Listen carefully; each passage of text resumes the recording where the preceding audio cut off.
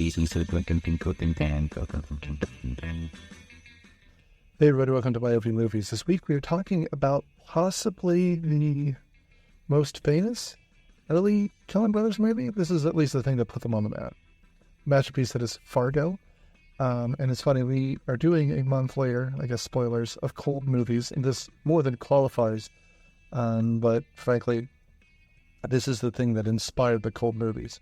Being September in Atlanta, it is not cold, although we've had a cool kind of gray week, so perhaps fall is in fact coming. Anyway, thanks for doing all you do to keep us on the charts. Thanks for listening. Thanks for, frankly, indulging us. We've been for 11 years, or we're in our 11th season at least, and we appreciate each and every one. Thanks, everyone.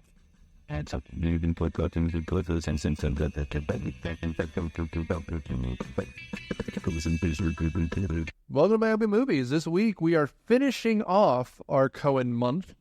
And if for some reason you're tuning in just for Fargo, good for you.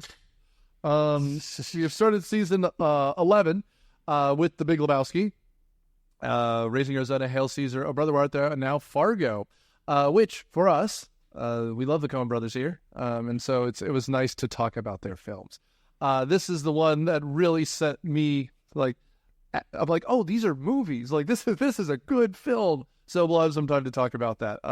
But I should introduce my panel first. Hi, I am Nick Hoffman, your host with the most. And on panel, we got Alex. Good to be here. Hello, this is Daniel and Nick. You need a good breakfast. I'm going to make you some eggs. I'll make you some eggs.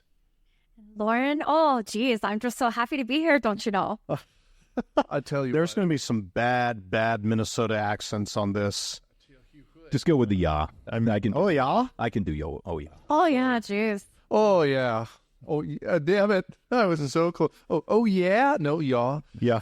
Dude, that scene where she's talking to the two prostitutes.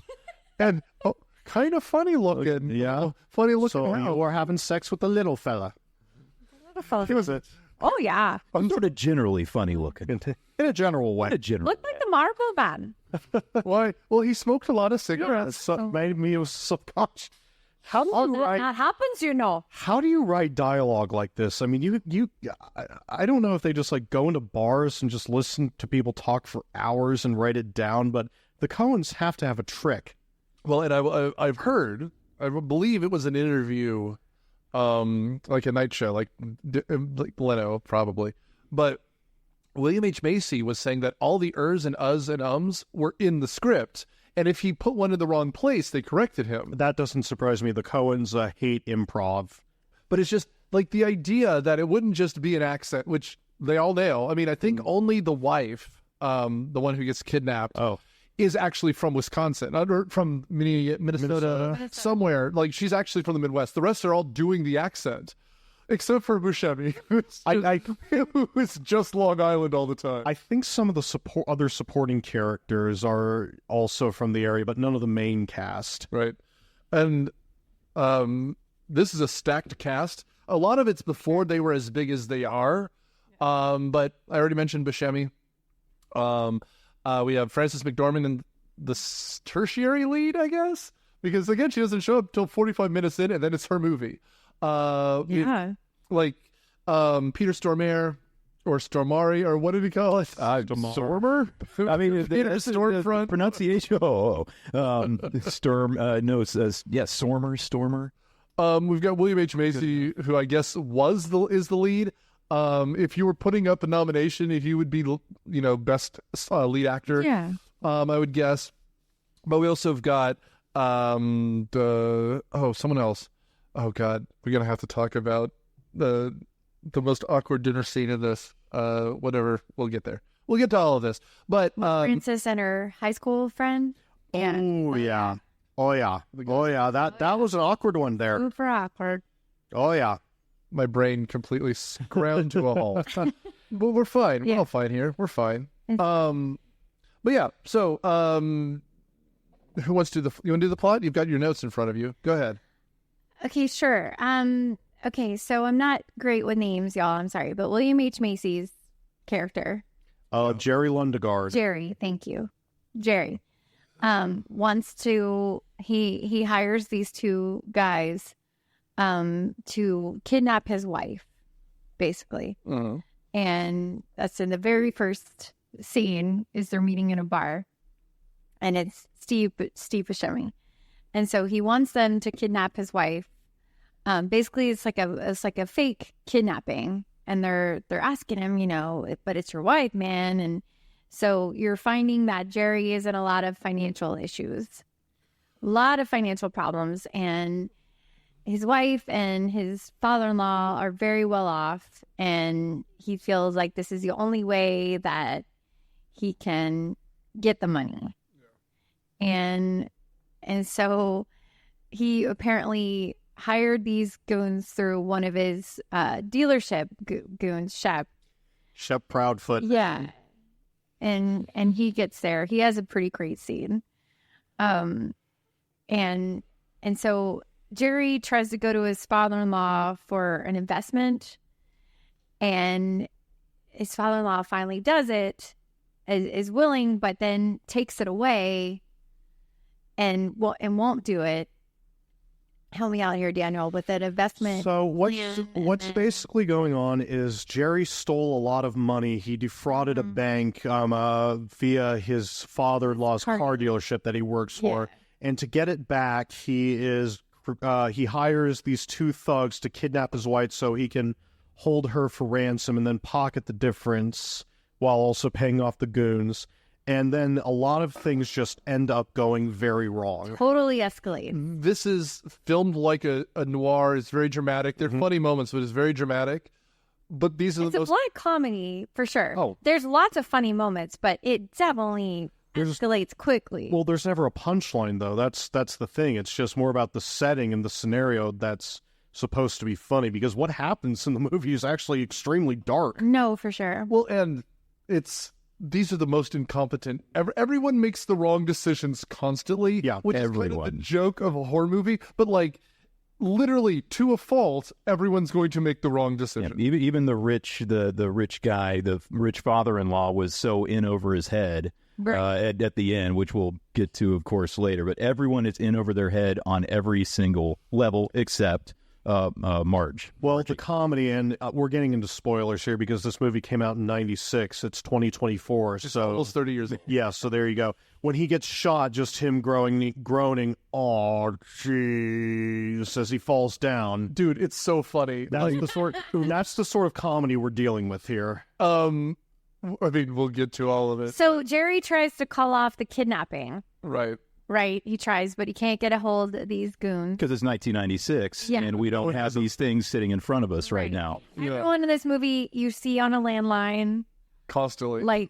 And the movie takes place in 1987. Right. Of course. Right. Yes. And it's based on a true story, lest we forget. Apparently. That's important, I think we talk about. That's what the Coen Brothers say, but they don't know. It's 100% fake. Oh, yeah. Yeah. Oh, yeah?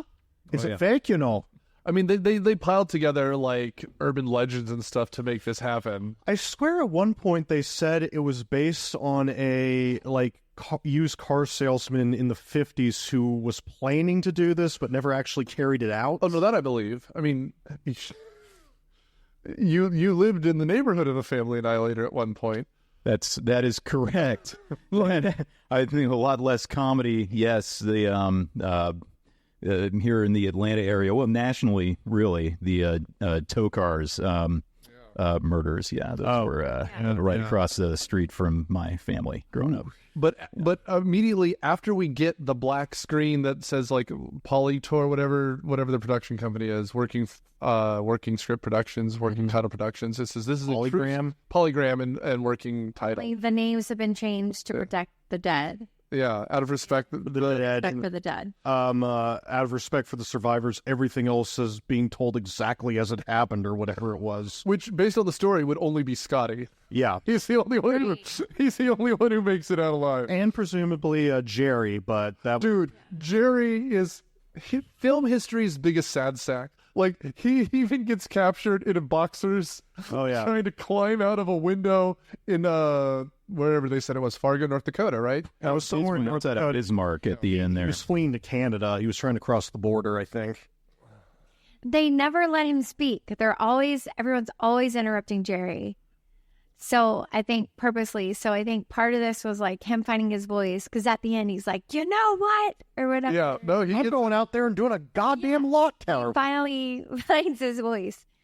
So Jerry tries to call off the kidnapping, but he can't. He can't get a hold of Shep. So it ends up happening. These goons end up kidnapping his wife. I was pretty freaking scary scene personally, especially as a woman. He's like axing down the bathroom door. I'd be crapping my pants. But anyway, so she's trying to escape the bathroom, and the joke is everybody makes the stupidest decision possible. So you've Right. got and the character's name is Carroll. It's Steve Buscemi, but his character's name is Carroll. Carroll, yeah. He goes up to that a sliding door and just smashes it open, which why, if you're trying to be subtle, would you ever do something like that? And of course, she was just looking at him, skulking around the just wide open window for about 10, 15 seconds, just staring at him. But I mean, yeah, the scene, of course, where she's hiding in the shower, gets wrapped up in the shower curtain is funny. Dude, it's but you can see it's hilarious. But if you were in that situation, you might end up doing something like that, and you wouldn't be laughing. Right. So it is just horror and hilarity all in one. Yeah, no, I think that's a good start. yeah, but I mean, my point, I guess I'm trying to make is that this is a quote unquote a fake kidnapping, but they still made it real as hell. Like they could have at least been like, "Hey, you got to come with us." Like I don't know, a little bit. Well, but that's the point. nicer. It's the point, though. They don't know what they're doing. Right. They like, and the thing is, clearly, Stormare's character, whose name is Grimsrud, like Geird Grimsrud, which is almost a name. But like, he's clearly just someone who murders people.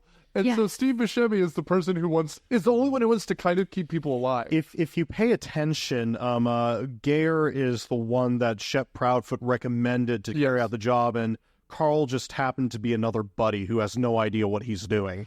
Oh, okay. Yeah. I thought it was Carl No, because I actually did. later because Shep later beats the crap out of Carl. That if you during that scene where they meet, where he talks to Shep in the auto garage, and he's like going, "I don't know him, don't vouch for him." He's talking about Carl. I got that backwards too. Actually, I thought that Buscemi was the connect, but Yeah. But I mean, Nice. yeah. So that's the story in a nutshell.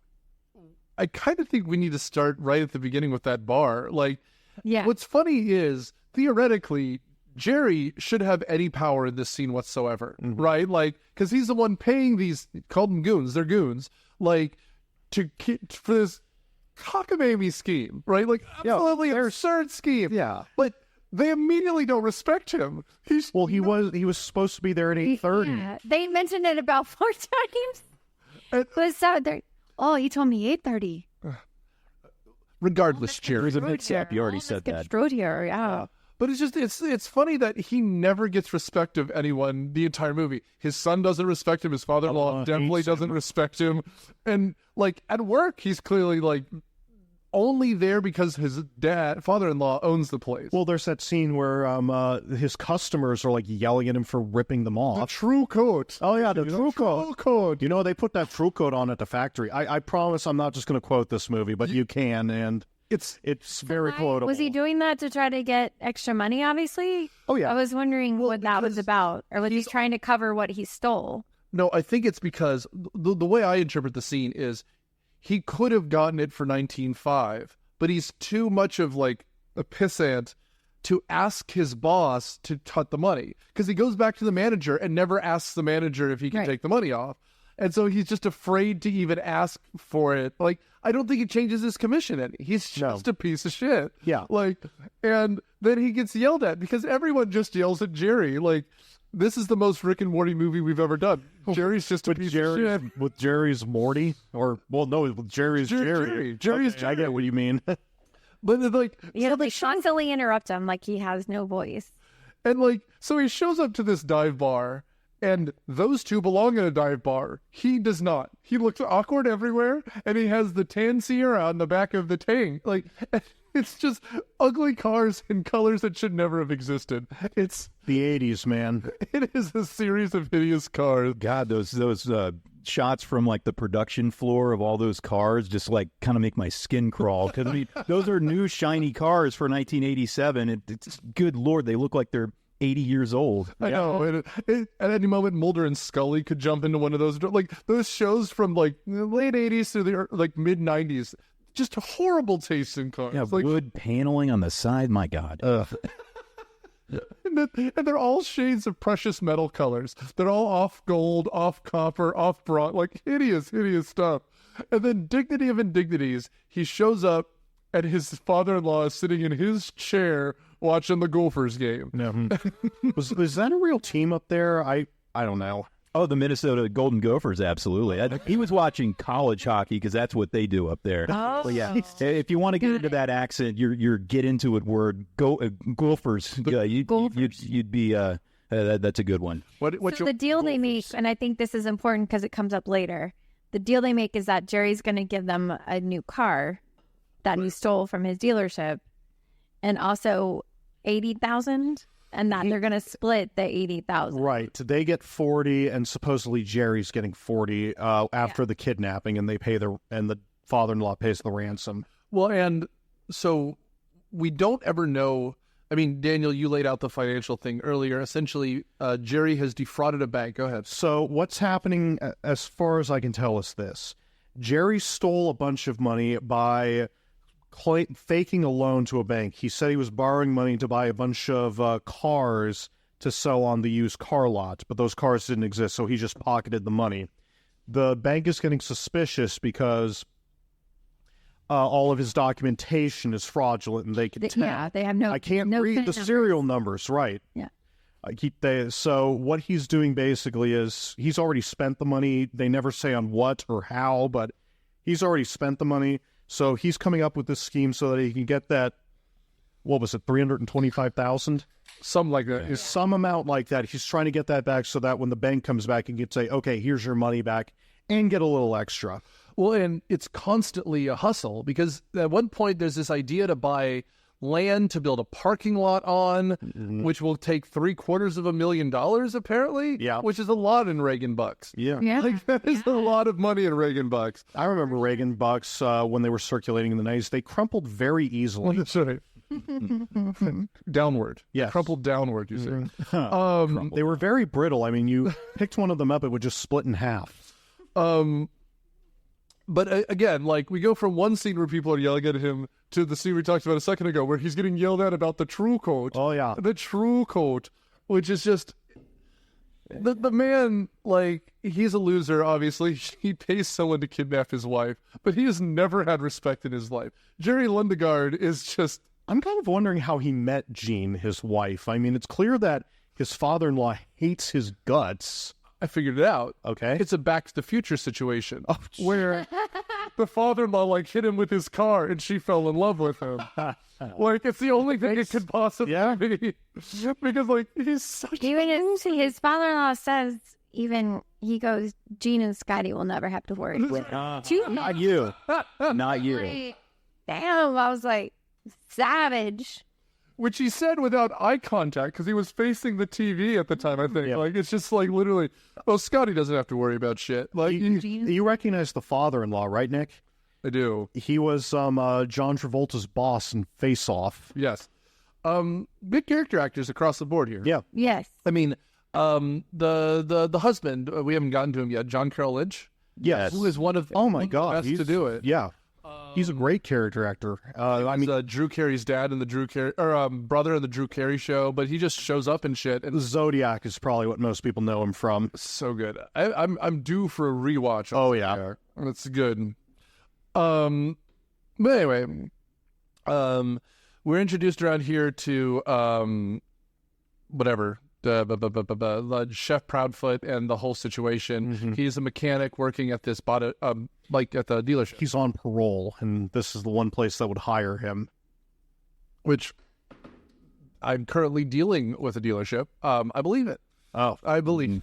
You know, I would personally like to see more used car salesmen get arrested. I don't think, but it's not up to me, apparently. Yeah. Yeah. So they're taking his wife. They kidnapped her, and they're taking her. And on the way, they get pulled over. Oh yeah. Okay, well, That's what kicks off this whole thing. There's a bit in between that, but it's mostly just world building, which this is a 96 minute movie.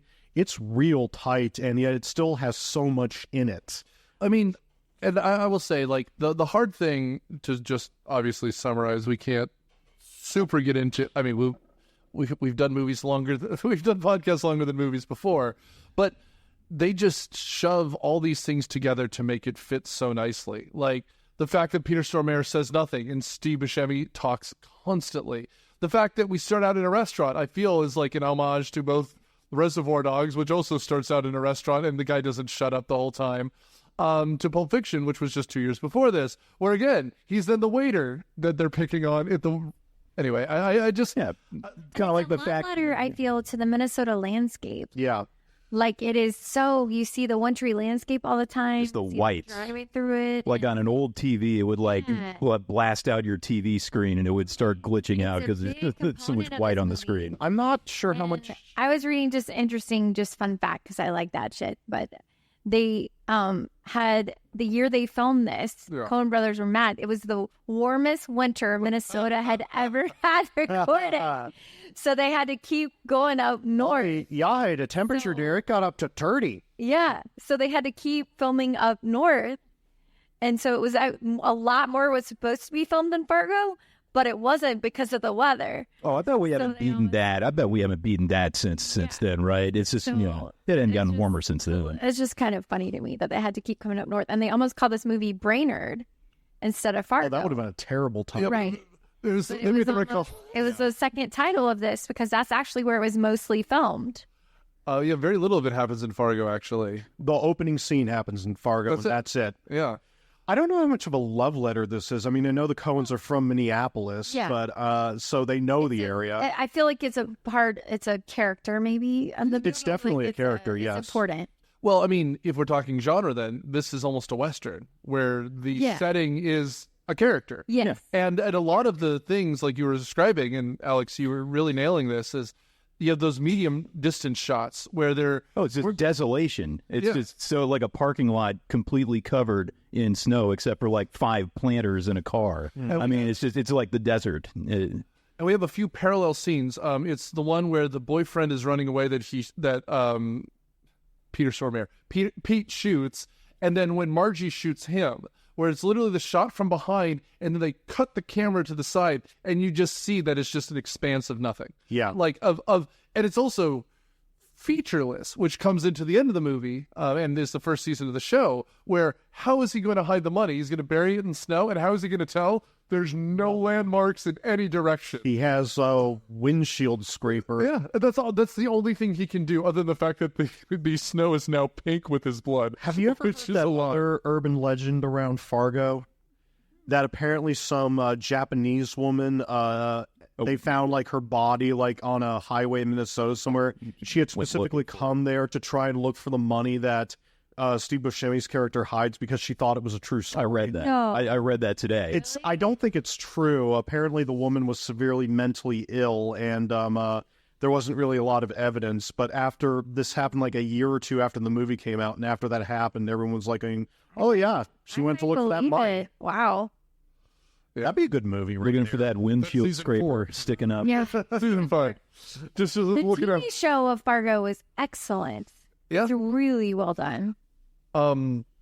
I've only seen the first 2 seasons all the way through, and they're fantastic. So I will recommend. One of them with Jesse Plemons in either the first or second one. him. Yeah. Yeah. First one, He's great. Talk about a character actor that is more than a character actor. the first one with Billy Bob Thornton. The first season was really good. Yeah, no, it's available now on HBO Max. I think it's on Hulu actually. It's on Hulu now. I think so. Oh, there you go. So it's a Disney show. It's a Disney production. Call us for to pay us to be a sponsor. Thanks. Yeah, please. I'll take.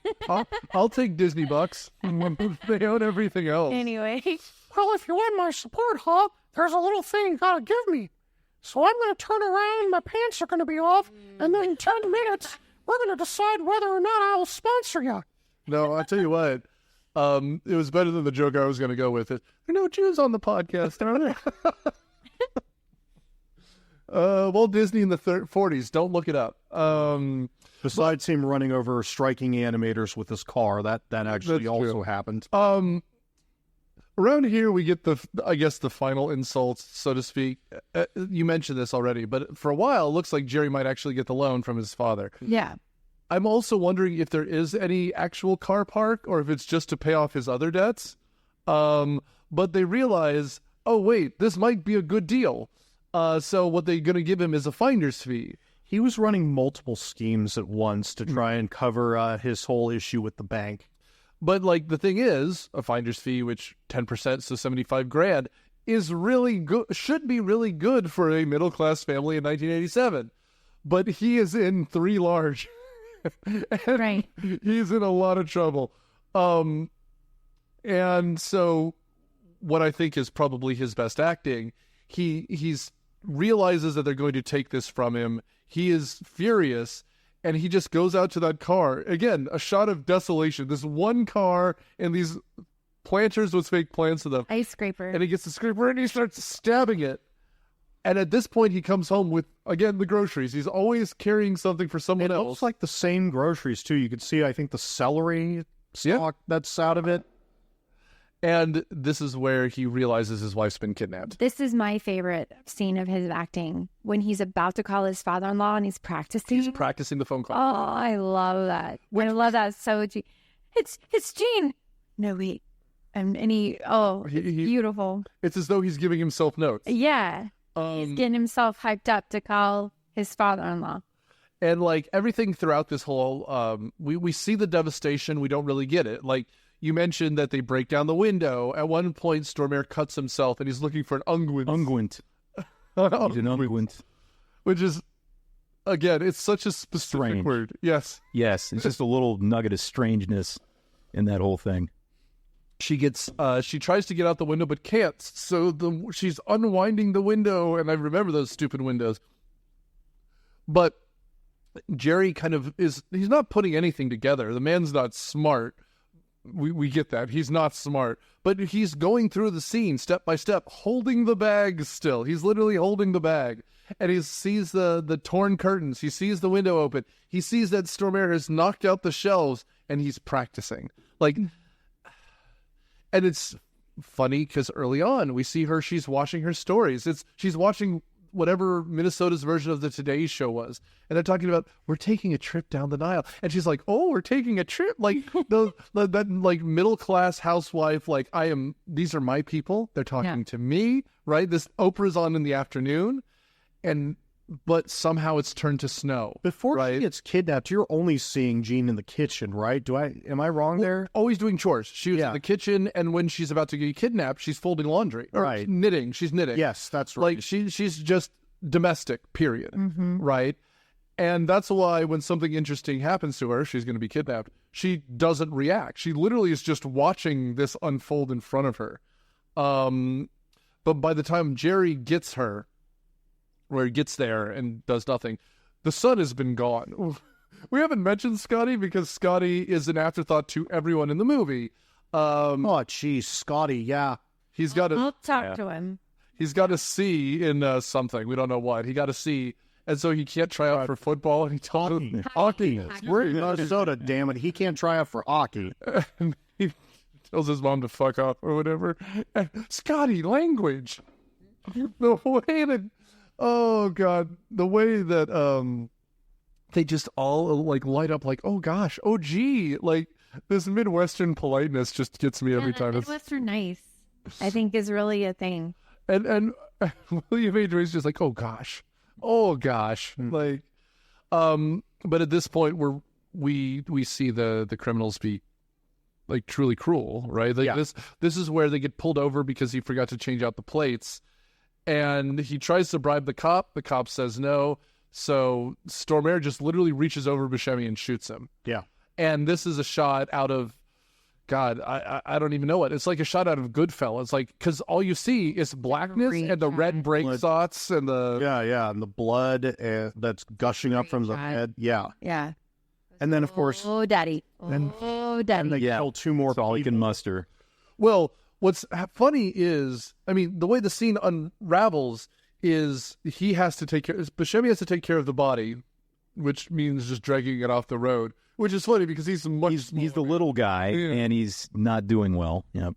And we have this slow cut of, I don't know, high schoolers, 20-somethings driving along, and there's this slow pan, like he's Luigi in Mario Kart, of them looking at, oh my God, what am I seeing? And Stormare's like, well, gotta kill him. Red shell time. Dude. Yeah. And he doesn't blink. What's a all. like? He is so good in this movie. I was confused at this part. Did they get in a wreck because of what they had just seen? Because They he finds wind them when up- the car is already flipped over. They wind off the So road were they because they were winding driving up? so fast and in the ice. Trying Trying because to they get were away. trying to get away. They're trying to get away. And again, the way that scene is shot, if you have not seen No Country for Old Men, it reminds me a lot of that scene out in the desert where it's just all you see are the taillights, and all of a sudden there's a bump, the taillights are gone. And it's there's something so chilling about the difference of the darkness and the light and the red and the blood on Buscemi's face. Because, again, you get the feeling that Buscemi maybe, what's he in jail for? Pickpocketing, con? He's not a psychopath. Fraud. Not fraud. a tourist. Nothing violent. No. He probably got picked up running an illegal gambling ring. Yeah. You know, like, something with fraud. He's the sort of guy who talks stuff, but if he was ever in prison, it's because he ripped the tag off the mattress that says "Do not remove" under penalty of law. meanwhile, Stormare got out because he didn't say anything. Yeah. Right? Like, he did atrocious things, but because he doesn't talk, they weren't able to pin stuff to him because he never made the mistake. But it's just that the scene, the reason, only thing I bring it up, the scene with the high school lovers or whatever is the cover now, right? Because that kid is the one wearing the red that we see knocked out in the snow, lying down in the snow. Yeah. That's the current cover of everything. Because, again, I'm not going to make the inappropriate joke. But, like, he leaves the girl in the car, Yes. like, and he just starts running. It's a rough scene, guys. And I'm laughing, I guess, because it's a rough scene. But it is something to see. Yeah, they of course they slow fade to black after that scene, and that's where they sort of drain all the comedy out of it completely for at least a little while. And that was kind of a turning point in my Because opinion. the only thing we hear is the sound of snow tires driving very quickly, and Gene in the back, like, who has been bound and gagged in a sack, going, "Grrr." That lady, stay quiet or we'll have to, hurt you. Yeah, talk about being like subservient. There's literally, I think she can hear that there's a cop there, right? And they just, before that, they tell her, be quiet or we're going to, oh yeah, we'll maybe shoot you, Buscemi says in a non-psychopathic, unwilling way. And so she's just so meek that she wouldn't speak up when there's a cop literally outside the car. Well, and her soft groan is why the cop dies, Right. I think. But, like, again, just that kid in the red snow jacket running off. Again, he's this stone-faced killer guy that, like, and the Coens do it well. It's M. Emmett Walsh, of course. It's Anton Chigurh. And here we just shooting him in the back as he's running away because any evidence is bad evidence.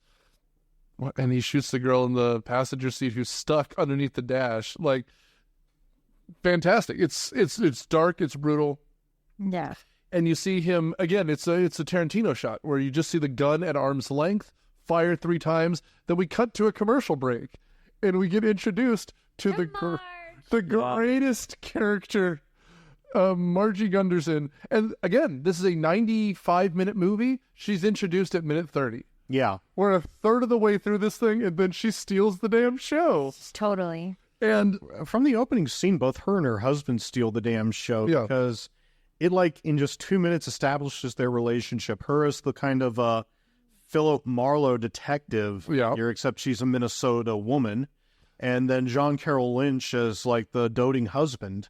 And it's funny because she's pregnant and it matters, but it also doesn't matter at all. Like, I'm not saying that she's a good or bad cop. They all respect her greatly. Mm-hmm. But the fact of the matter is, woman, she has 2 months to go. She's not on maternity leave yet, so she's just dealing with being pregnant. Oh, yeah. And they do a great job of however they directed her, whatever they told her to do to be pregnant like that. She nails it. Like, There's a reason she won an Oscar. Because she slept with the director. That was the joke. Yeah. Joel Coen is her husband. Yeah. But like, we got there. We got there, Eric. But yeah, no, I love it to death. Like, because she's woken up by a phone call, right? Yeah. And what does he do? He throws his big meaty arm around her. And it's just like, oh, they have a nice normal couple. And then like, I think it was makes her some eggs. You know, what's interesting is you were talking about Jean being a real domestic figure, and so is her husband. I mean, he's always cooking, or he's got food around him that he's bringing to her, or he's in bed with her, and that's really all you ever see of him. And we know he's essentially a house husband. Yeah. He has a hobby. He's a painter, but like he does stamps. For stamps. But I do love that he wakes up and he makes her some eggs. Yeah, just in between him clearing his throat, you need a good breakfast. I'll make you some. Well, it's a great piece of acting. I think Carroll Lynch is really underrated in this movie. We also see she's made pregnant. You know, she needs those eggs. Oh yeah, and there's a pile of bacon on the table. I just assume because it's the Midwest, it just shows up that way. And her car is dead. The Prowler needs a jump. The Prowler needs a jump. Like it's a movie about cars and families. That's what it is. And so we have this kind of perfect parallel between the two relationships, right? Yeah. Where you've got Carroll Lynch and her representing a very healthy relationship, and they have a kid on the way, and you know you have the Gustafsons or the Lundegaards, excuse me, the Lundegaards. Gustafson is her maiden name, of course. And this is where, of course, we establish Margie as a hero. But I love the other cop who shows up with the most distinct facial features I've ever seen. He looks like a cartoon character. But in the the real squinty-eyed dude. With a huge nose and the prominent chin. Yes. But what I was going to say... More distinct than Steve Buscemi? Well, I'm just saying. No. Something the Coens do very well is they cast people. Macy and Steve Buscemi, and are you kidding? The most. And Peter Stormare with his vacant expression. Oh yeah. And he uses they use all these actors over and over again for a reason. For right? sure. Very distinct. Which one is retired? Is it Ethan? They both. I don't really know. I heard they might be making a comeback. I think I think Ethan just released a movie this year. What was it? It was back in February. I didn't see it. I mean, because I know, I think Joel did that Macbeth with Denzel Washington last year with Frances McDormand as Lady Macbeth. That was phenomenal. It was phenomenal. But like, anyway, Drive-Away Dolls. That's the one that Ethan just directed. How was Drive-Away Dolls? I haven't seen it. It's got a 56 Metacritic score. So that's not good. That's not. He needs his brother. He needs his brother. I heard they might be making a comeback. Frankly, at this point, they've been teasing a Blood Meridian movie for years, the Cormac McCarthy novel. Yeah. So getting them to do that after they already did No Country for Old Men, just go ahead. We've been waiting 17 years now. I mean, they don't have optimistic movies very often, do they? No. Oh, no. Well, okay, so what I like about this scene is she's a good detective, but not like, this isn't Sherlock Holmes. She's just very logical. You know what I mean? Like, it's a very realistic. It's a Tuesday, triple homicide, and it's a Tuesday for her. Yeah. That's kind of the impression I got. Like, yeah, and it's Tuesday. If in the other state trooper's notes, if he was writing down the tag as DLR, well, that means they're dealer plates. That's pretty easy to deduce. I'm not entirely sure I agree with your police work. There you go. What a nice way to put that. But it's that midwestern polite. I also like, since she's pregnant, just watching her, like, she's trying to look at the body, and she's like getting down like a pregnant woman, trying to look at it, and then trying to get back up. Like, it's. She gets motion sick. Morning sickness. Yeah. She says, okay, it's passed and I'm hungry again. Yep. Like, yeah. You all right there, Margie? Yeah, no, it's just morning sickness.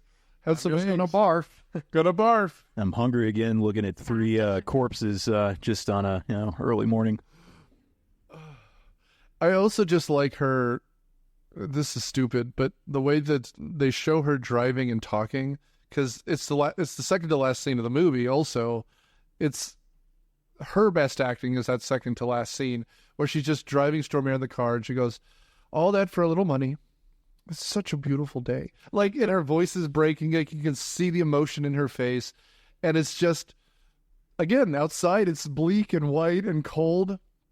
And like, she got the guy, she figured it out. It's just, what a world we live in. And then she goes back home to her husband, who's crestfallen because he's only on the 3-cent stamp. Like, it's such a sweet little scene.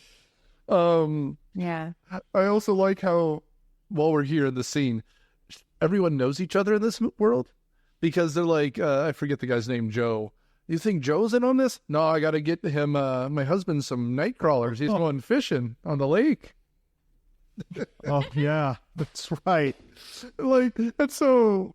Anyway, so at this point, the plot is kind of converging. In the middle of the dead middle of winter too. What lake is he fishing on? That's a very northern thing, because you cut a hole in the ice and you fish through the hole in the ice. With night crawlers?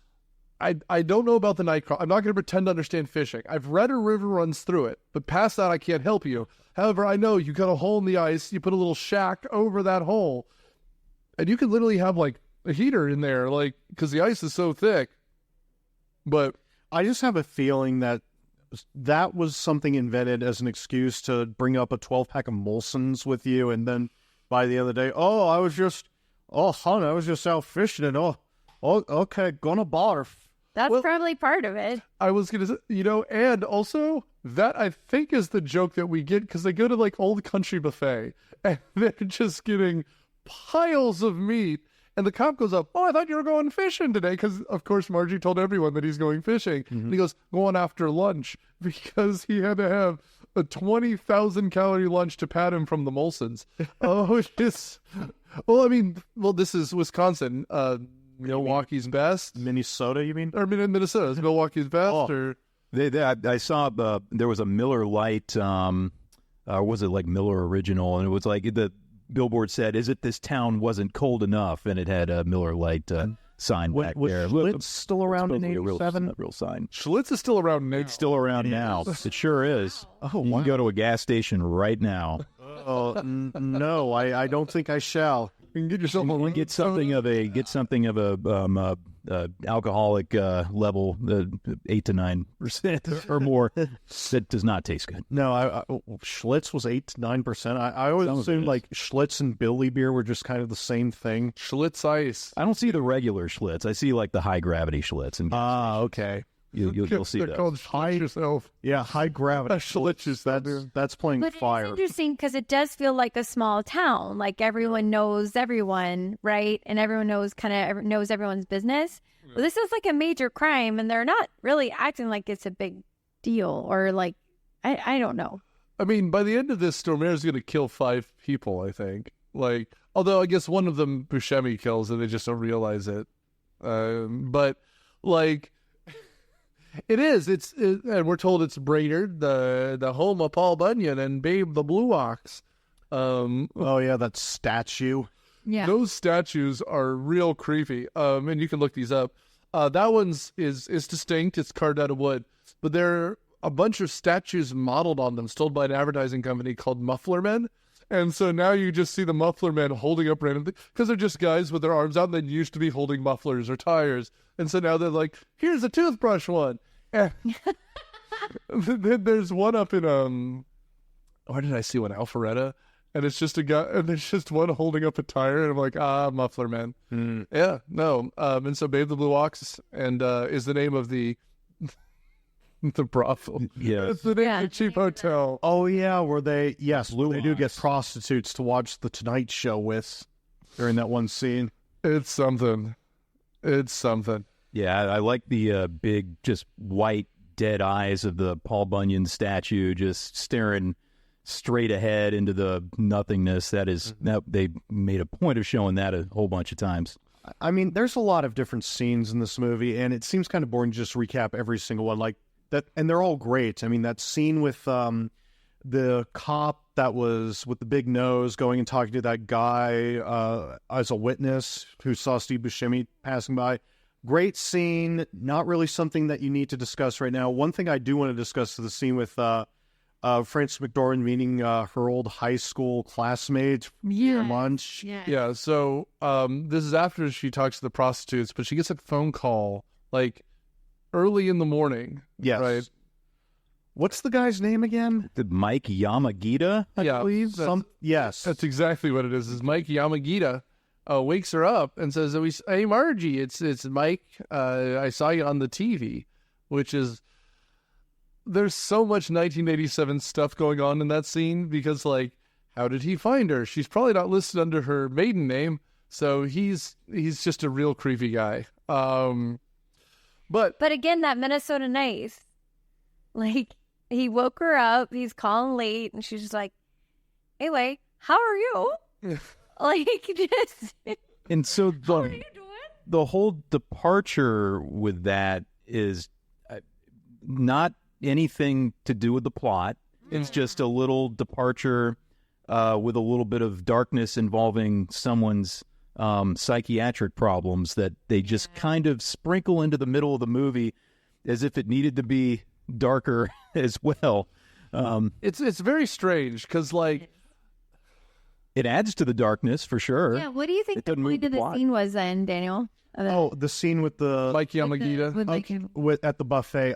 The scene is that the point of that scene is that he gives this sob story about Right. how his wife died of leukemia, and it turns out all to be a lie, and that makes her realize, she's already interviewed Jerry about his wife, and she didn't quite trust him, but she let it go, and she's thinking, this guy lied to me, so maybe Jerry's lying to me. Yeah. I also just think see. it's supposed to be her.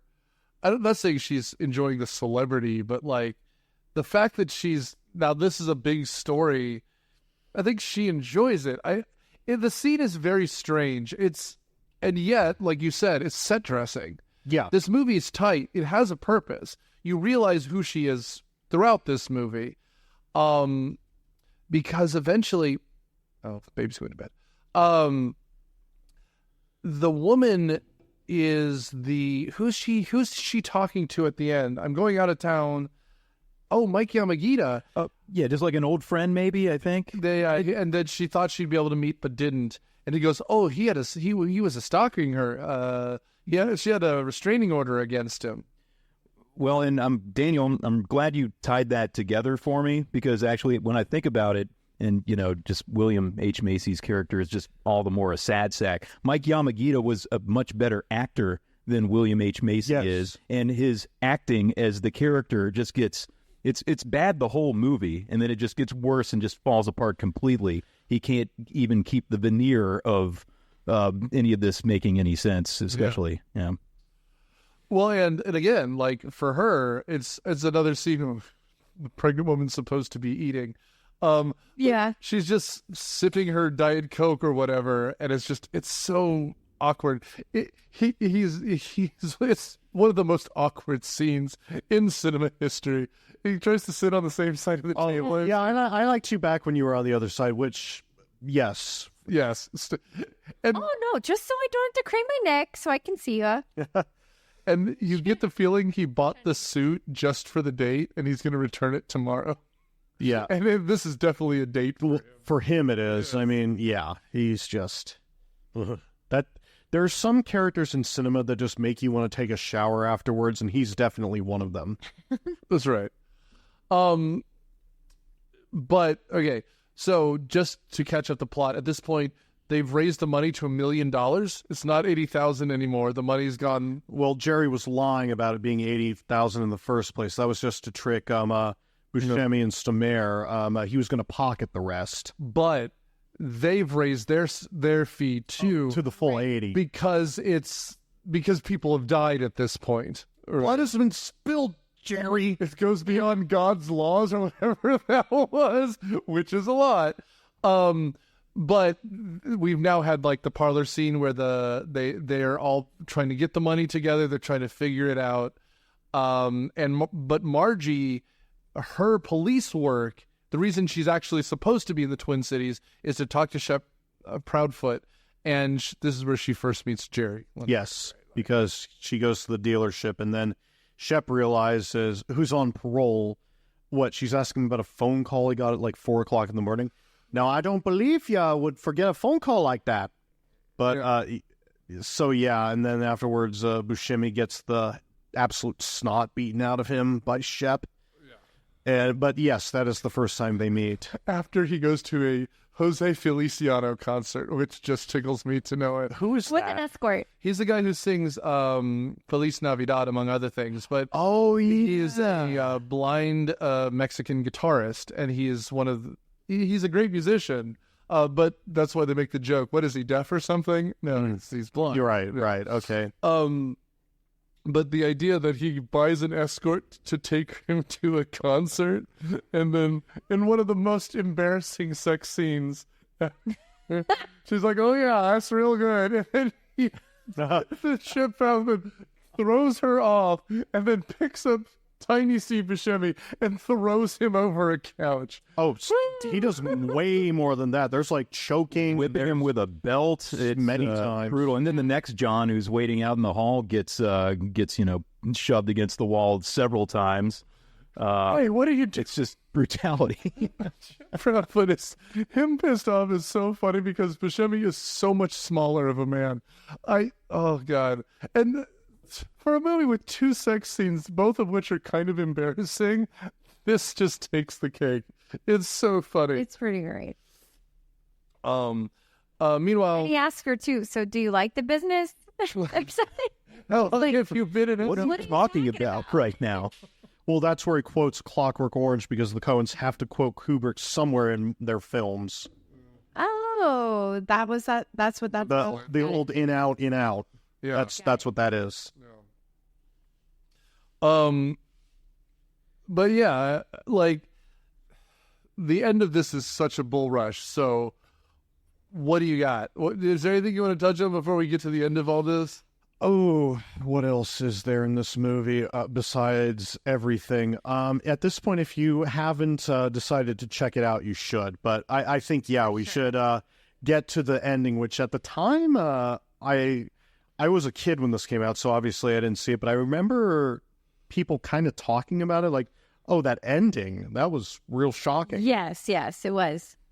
So Jerry keeps telling them it has to be me. It has to be me that makes this deal. That makes the drop, that the makes ransom drop. to the... He's saying it. The father-in-law will not listen.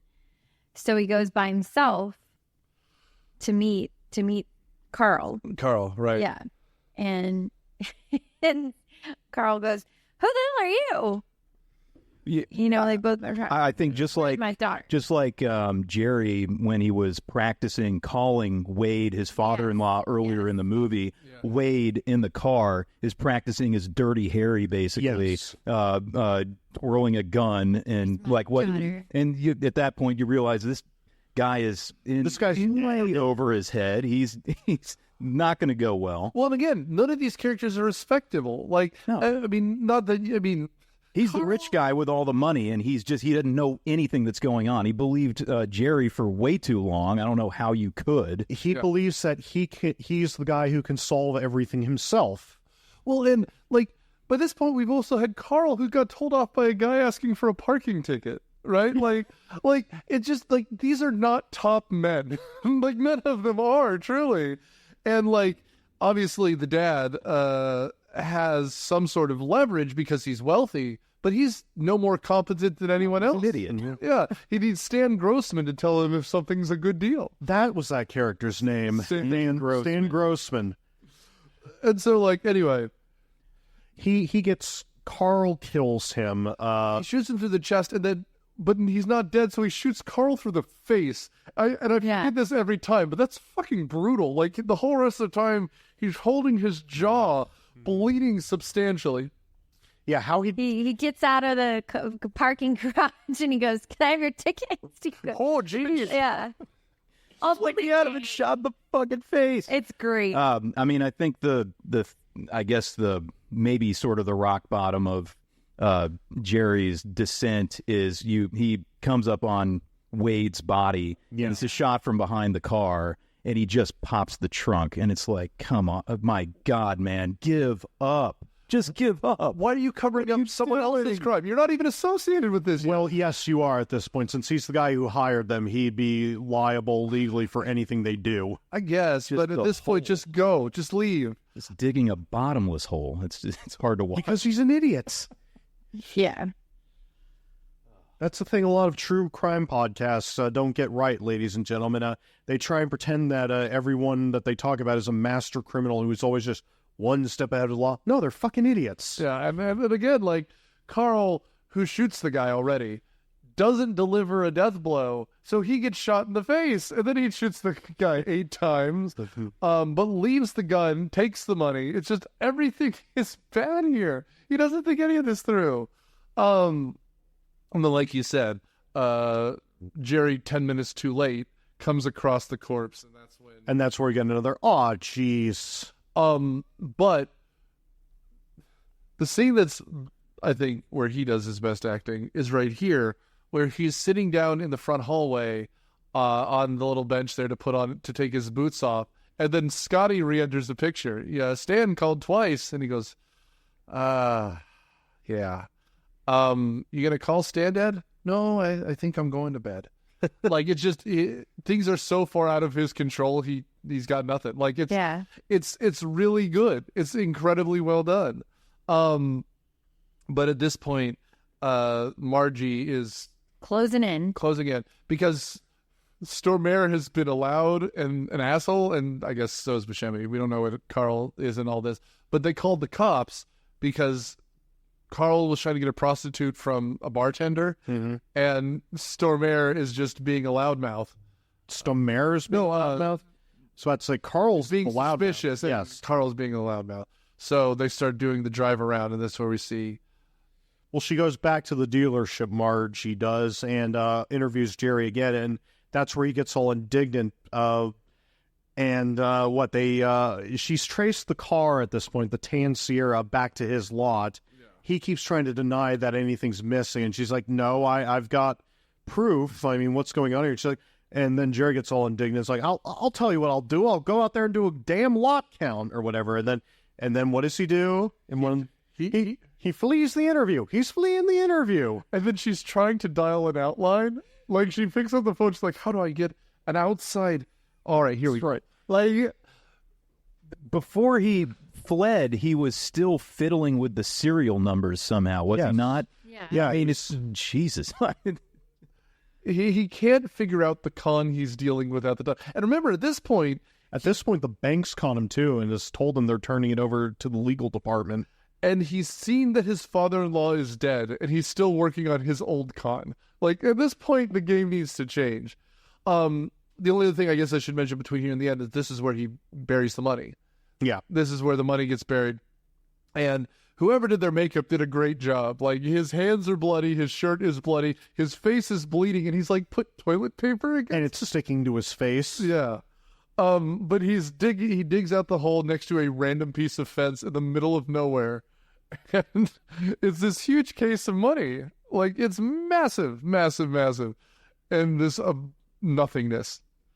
But yeah, so let's take it home. Margie is driving around looking for the loudmouth, thinking, who knows? She's looking around Moose Lake, and then she sees her tan Sierra. She walks up, and we see, oh boy, do we? Yeah. Yeah.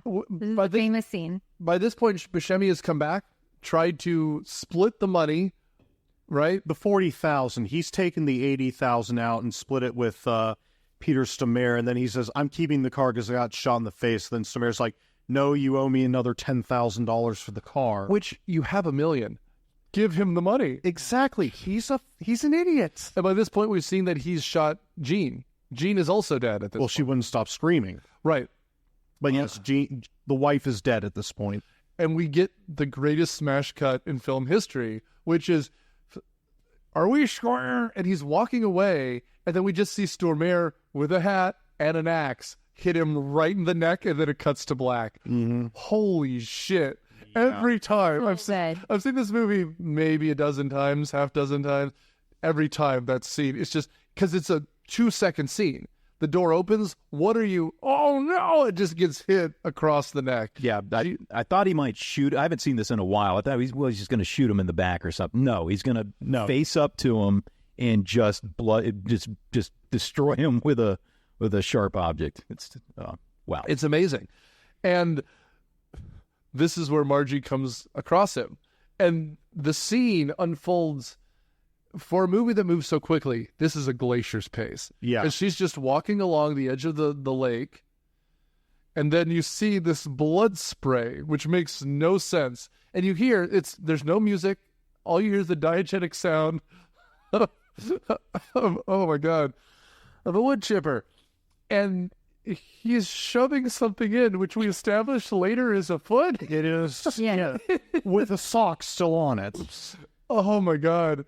And he looks up. He makes a break for it. She shoots him in the leg, which is a great shot.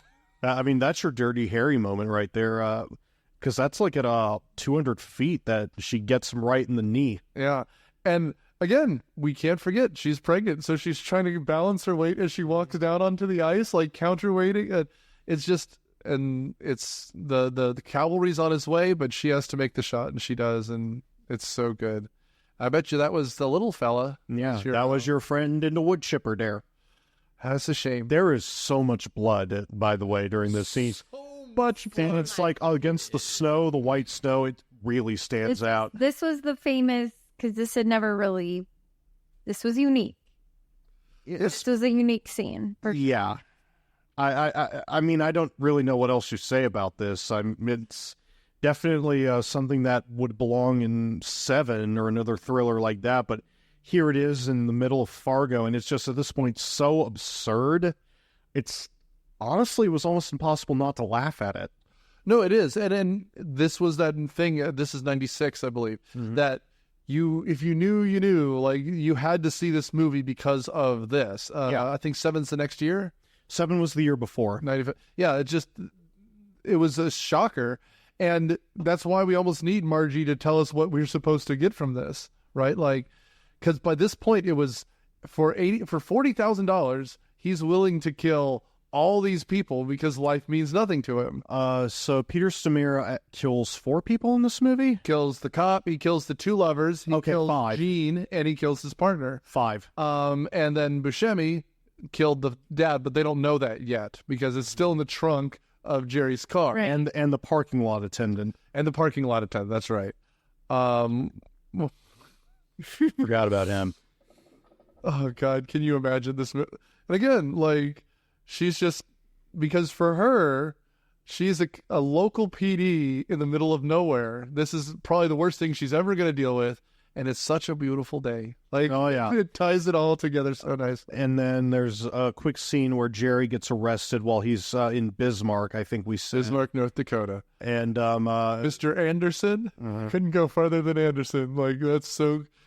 And they give the cop knock and he goes, just a second now, just a second. And the hotel operator opens the door and he's trying to get out the window in an undershirt and his Schitt's Creek Motel too is where they are at this point. Yeah, it's just awful. And he just screams. All he can do is just basically make noise, and that was.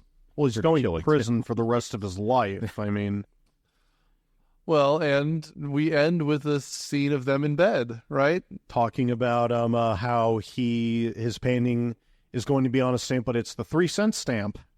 Yeah, when people are stuck with a bunch of the old ones, they have to buy the 3-cent stamp. The Ford Forever stamps, kids. Yeah. Back when stamps were so relevant, kids, because if you wanted to talk to somebody, you had to send a letter. Again, that's what amuses me. Is like they're so calm. Like it's Tuesday.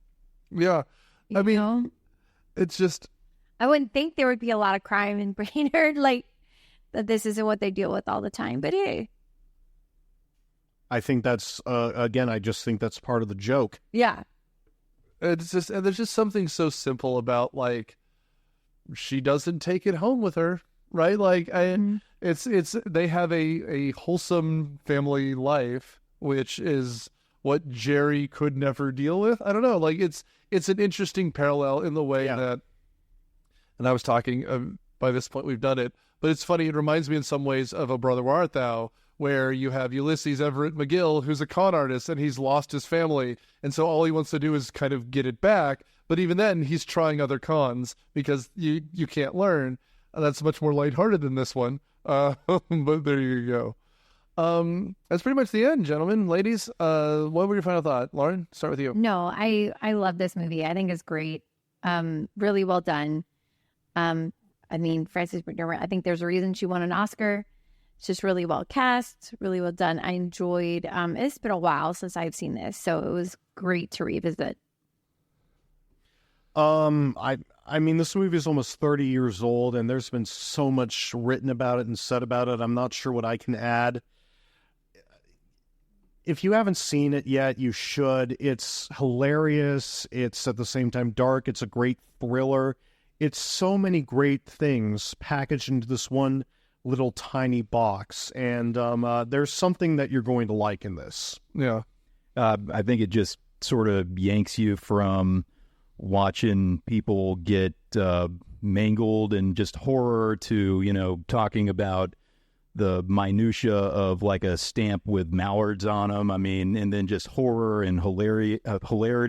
I don't know if I've seen many movies where just moment to moment you could move from one extreme to the next, and it just works somehow. Yeah, and we've talked a lot on this movie about the Academy Awards and whether or not they matter, which mostly they don't. This year was a bad year because The English Patient won everything, which if you're Elaine Bennis was terrible. It's not a good movie.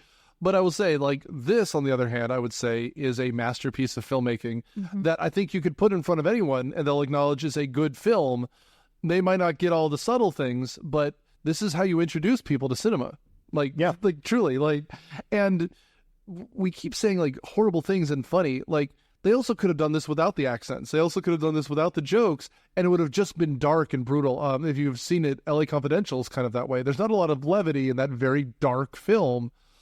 I think this movie benefits from the levity. I think it makes it feel more lived in, and then it helps ease out of the shocking moments.